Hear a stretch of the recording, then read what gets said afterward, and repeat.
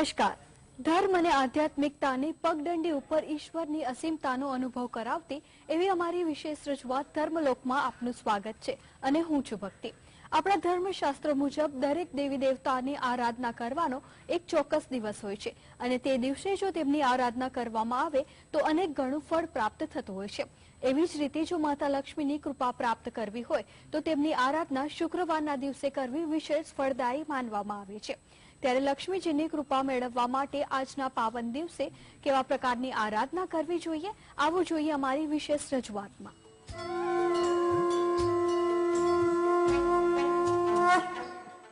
જો જીવનમાં મનુષ્યને લક્ષ્મીજીની કૃપા પ્રાપ્ત થાય તો તેના સઘળા દુઃખ દર્દ દૂર થઈ જાય છે અને મનુષ્યના જીવનરૂપી ગાડી સારી રીતે ચાલે છે. ત્યારે આવા પરમ કૃપાળુ લક્ષ્મીજીના વિવિધ સ્વરૂપો છે અને તેમના કયા સ્વરૂપની આરાધના કરવાથી શું ફળ પ્રાપ્ત થાય છે, આવો જાણીએ. લક્ષ્મી એટલે ભગવાન નારાયણની પ્રિયતમા. સૃષ્ટિના દરેક જીવનની જરૂરિયાત આજ લક્ષ્મી જે સમુદ્ર મંથનમાંથી પ્રાપ્ત થયા છે તે પૂર્ણ કરે છે અને આજે આખી દુનિયા તેમની આગળ નતમસ્તક છે. લક્ષ્મીજીની કૃપા પ્રાપ્ત થઈ હોય તો જીવનરૂપી ગાડી સરળ રીતે ચાલે છે. સૌ કોઈ ઈચ્છે છે કે માતા લક્ષ્મીની કૃપા તેમની ઉપર બની રહે. જો કે માતા લક્ષ્મી માત્ર ધનની ઈચ્છા પૂર્ણ કરે છે તેમ નથી, તે અન્ય ઈચ્છાઓ પણ પરિપૂર્ણ કરે છે. આ માટે ભક્તોએ અષ્ટલક્ષ્મીના શરણે જવું પડે છે. આવા ફળદાયી માતા લક્ષ્મીના મુખ્ય 8 રૂપો છે. લક્ષ્મીજીના વિવિધ સ્વરૂપોની પૂજા કરવાથી મળતા ફળ અંગે જોઈએ તો આદિલક્ષ્મી માનસિકતા, ઇન્દ્રિય દમન, મનના શમનની અધિષ્ઠાત્રી દેવી. સંતાન લક્ષ્મી સંતાન પ્રાપ્તિની મનોકામના પૂર્ણ કરે છે. ધાન્ય લક્ષ્મી શરીરે જે પોષણ આપે છે તે અનાજ, ધાન્ય, ફળ ફળાદી વગેરે ધાન્ય લક્ષ્મીથી મળે છે. ધનલક્ષ્મી આ માતાની ઉપાસનાથી ધન, વૈભવ, સંપત્તિની પ્રાપ્તિ થાય છે. ધૈર્ય લક્ષ્મી માનવ જીવનમાં ધૈર્ય જરૂરી છે. જો તે ન હોય તો સંપત્તિ, શ્રમ બધાનો નાશ કરે છે. આથી ધૈર્ય પ્રાપ્ત કરવા ધૈર્યલક્ષ્મીની ઉપાસના કરવી. વિદ્યાલક્ષ્મી વિદ્યાની પ્રાપ્તિ માટે વિદ્યાલક્ષ્મીની આરાધના કરવી. ગજલક્ષ્મી ગજ એટલે કે હાથી. હાથી જેવા ગુણ પ્રાપ્ત કરવા ગજલક્ષ્મીની ઉપાસના કરવી. વિજયલક્ષ્મી કોઈ પણ કાર્યમાં વિજય પ્રાપ્ત કરવા માટે વિજયલક્ષ્મીની પૂજા અવશ્ય કરવી. શાસ્ત્રોમાં અષ્ટલક્ષ્મીનું વિશેષ મહાત્મ્ય રહેલું છે.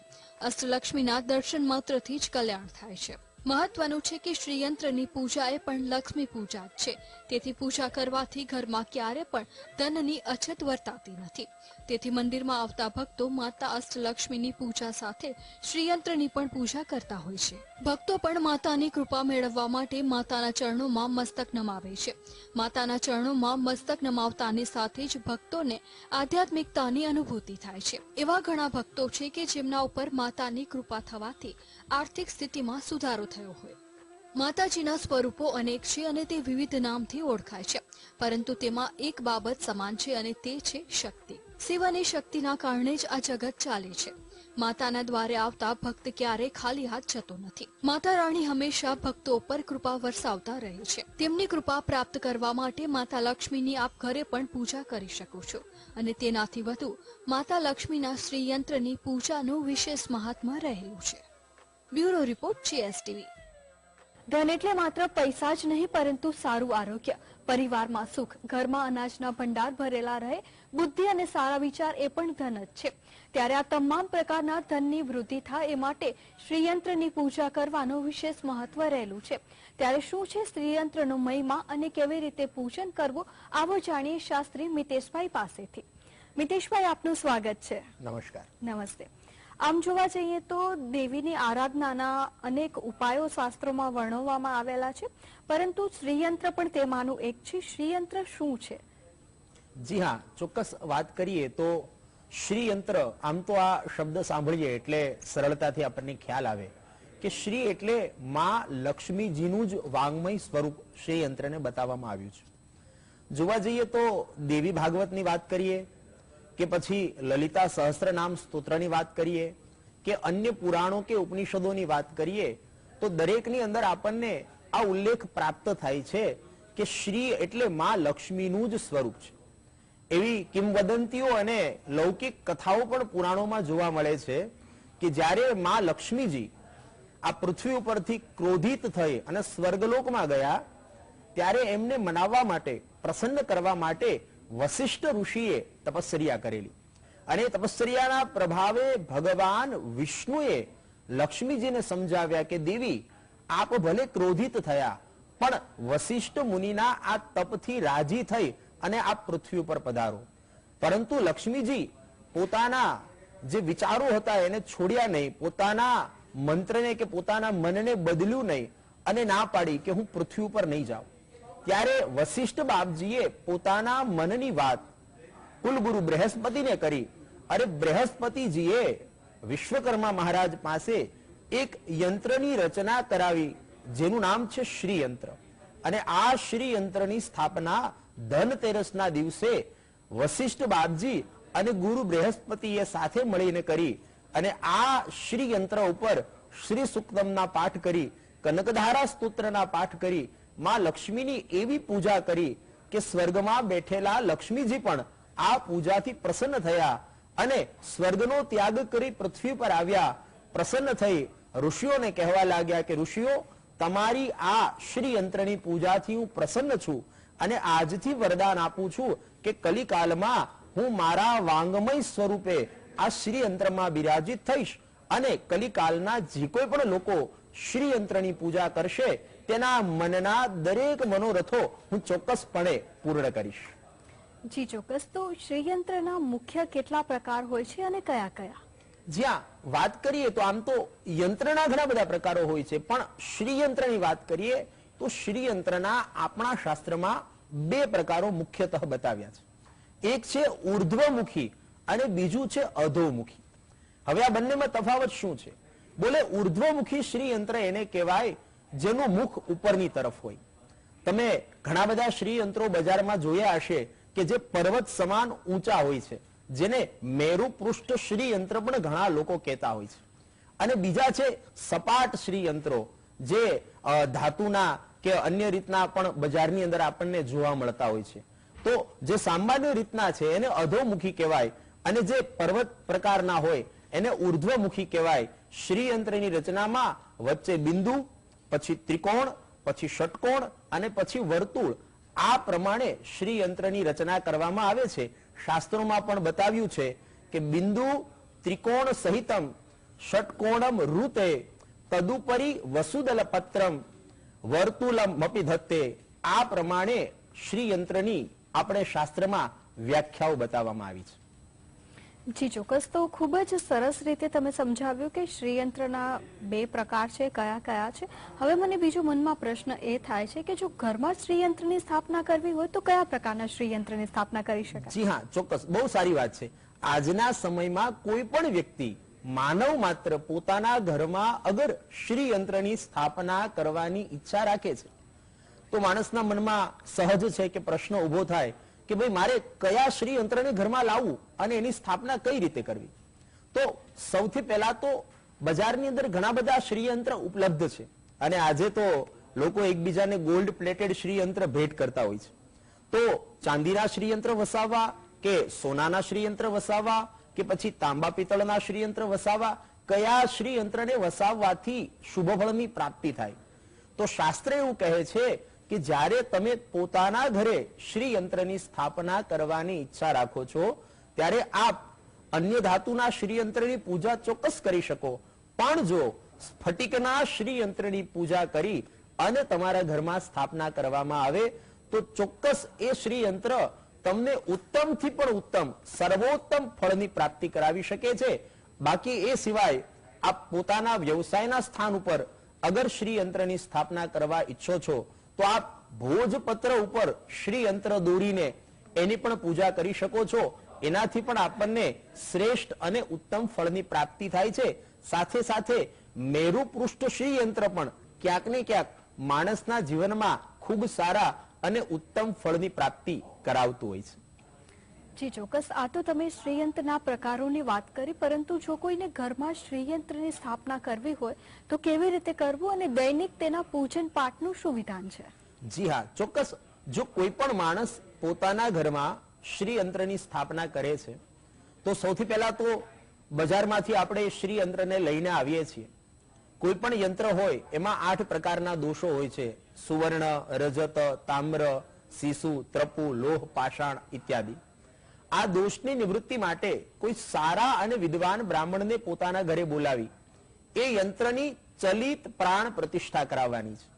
અને એ ચલિત પ્રતિષ્ઠા થયા પછી 16 વસ્ત્રોથી અલગ અલગ પ્રકારના 16 સાધનો દ્વારા, જેને ષોડશોપચાર પૂજન કહેવામાં આવે છે, એ ષોડશોપચાર પૂજનથી શ્રી યંત્રનું પૂજન કરવું જોઈએ. ત્યારબાદ એક બાજોટ લેવો જોઈએ. એ બાજોટ ઉપર ગુલાબી અથવા તો લાલ પ્રકારનું વસ્ત્ર પાથરવું જોઈએ અને આ વસ્ત્ર ઉપર સફેદ કલરના ચોખા પધરાવી એમાં અષ્ટદલ કરી અને ત્યારબાદ એ શ્રી યંત્રની સ્થાપના એ બાજોટ ઉપર કરવી જોઈએ. અને એ શ્રી યંત્રની સ્થાપના કર્યા બાદ શ્રી સુક્તમના પાઠ કરી શકો, આપ કનકદારા સ્તોત્રના પાઠ કરી શકો, અથવા તો મહાલક્ષ્મીને પ્રસન્ન કરવા માટે રીમ મહાલક્ષ્મીએ નમઃ આ મંત્ર જાપ કરીને પણ અગર આપ પૂજા કરશો તો ચોક્કસ આપને ઉત્તમ અને શ્રેષ્ઠ ફળની પ્રાપ્તિ થશે. મહારાજ, તમે ફળની પ્રાપ્તિનું કીધું તો હવે મને મનમાં એ પ્રશ્ન થાય છે કે જો શ્રીયંત્રની દરરોજ ઘરમાં સ્થાપના કરી અને તેની પૂજા કરવામાં આવે તો જાતકને કેવા ફળ પ્રાપ્ત થાય છે, શું લાભ થાય છે? જી હા, ચોક્કસ, બહુ સારી વાત છે. અને આજના સમયની વાત કરીએ તો આજનો દરેક માણસ અપેક્ષિત છે. અપેક્ષા વગર કોઈ માણસ કોઈ કાર્ય કરતો નથી. અને એમાં પણ જો લક્ષ્મીની વાત આવે તો માણસની અપેક્ષા થોડી વધી જતી હોય છે. તો વાત કરીએ શ્રી યંત્રની પૂજાથી શું પ્રાપ્ત થાય, તો શ્રી યંત્ર આમ તો ઘણી બધી વસ્તુઓને પ્રદાન કરે છે, પણ ખાસ કરીને દેવી ભાગવતના આધાર પ્રમાણે કહું તો શ્રી યંત્ર 4 વસ્તુ મુખ્યતઃ આપે છે. પહેલું, શ્રી એટલે સંપત્તિ. શ્રી યંત્રની પૂજા કરવાથી વ્યક્તિને સંપત્તિની પ્રાપ્તિ થાય છે. અને એ પણ કેવી સંપત્તિ? બોલે સદલક્ષ્મી. તમારા મારા ઘરમાં સંપત્તિ આવે કે પૈસા આવે તો એ પૈસા સદલક્ષ્મી રૂપે આવે, એ માં લક્ષ્મીની કૃપા. ત્યારબાદ સંપત્તિ તો આવે, પણ એ સંપત્તિનો ઉપભોગ કરનાર અગર કોઈ સંતાન નથી તો એ સંપત્તિનો કોઈ મોલ નથી. માટે શ્રી યંત્રની પૂજા કરવાથી સારા સંતાનોની પ્રાપ્તિ પણ કળિયુગમાં થતી હોય છે. શાસ્ત્ર એવું કહે છે કે શ્રીની કૃપાથી સારા સંતાનો પ્રાપ્ત કરી શકાય છે. ત્યારબાદ વાત કરીએ, સંપત્તિ પણ હોય, સંતાન પણ હોય, પણ જો સન્મતિ ન હોય. આજના સમયમાં માણસ પાસે સંપત્તિ ઘણી છે, સંતાનો પણ છે, પણ ક્યાંક ને ક્યાંક સન્મતિનો, સદબુદ્ધિનો અભાવ છે. એટલે તો માણસ મંદિરે જાય ને તો પણ ભગવાનને નમીને એવું કહેશે કે પ્રભુ સદબુદ્ધિ આપો. તો સન્મતિ પણ શ્રી યંત્રની પૂજાથી પ્રાપ્ત થાય છે. અને મારું તો માનવું એવું છે કે માણસ પાસે સંપત્તિ ભલે હોય, સંતાનો હોય, એ પણ સારી વાત છે, પણ જો સન્મતિનો અભાવ હશે તો સંપત્તિ અને સંતતિનો મોલ કોઈ પણ રીતે બચશે નહીં. આપણે ત્યાં એક કહેવત પણ છે કે wealth is lost, nothing is lost, health is lost, something is lost, but character is lost, then everything is lost. જો તમારી પાસે શરીરની કોઈ બીમારી હશે તો એની દવા કરી અને તમે એમાંથી મુક્ત થઈ શકશો. કદાચ તમારી કોઈ સંપત્તિનું નુકસાન થયું તો એ તમે પુનઃ મહેનત કરીને પાછી પ્રાપ્ત કરી શકશો. પણ જો તમારા સંસ્કારો સારા નહીં હોય, તમારામાં સદબુદ્ધિ નહીં હોય, તમારામાં સદવિચારો નહીં હોય તો આપ કશું જ નહીં કરી શકો. તો શ્રીની કૃપાથી સંપત્તિ, સંતતિ, સન્મતિ અને સ્વાસ્થ્ય આ બધા જ પ્રાપ્ત થતા હોય છે. જી ચોક્કસ, આ તો એની પૂજા કરવાથી જે ફળ પ્રાપ્ત થાય છે એની વાત કરી, પરંતુ જો કોઈ વ્યક્તિએ ઘરે શ્રીયંત્રની સ્થાપના કરી હોય તો દરરોજ કઈ રીતે પૂજા પાઠ કરવું જોઈએ અને ખાસ કયા નિયમોનું ધ્યાન રાખવું? જી હા, ચોક્કસ. જો આપ પોતાના ઘરે શ્રીયંત્રની સ્થાપના કરી રહ્યા છો તો થોડી બાબતોનો ચોક્કસથી ખ્યાલ રાખવો જોઈએ. એક તો આપ શ્રીયંત્રની સ્થાપના પોતાના ઘરના મંદિરમાં કરો છો અથવા તો પોતાના ઘરના ઈશાન ખૂણામાં કોઈ સ્વચ્છ જગ્યાની અંદર સાત્વિક વાતાવરણમાં આપ શ્રી યંત્રની સ્થાપના કરી શકો છો.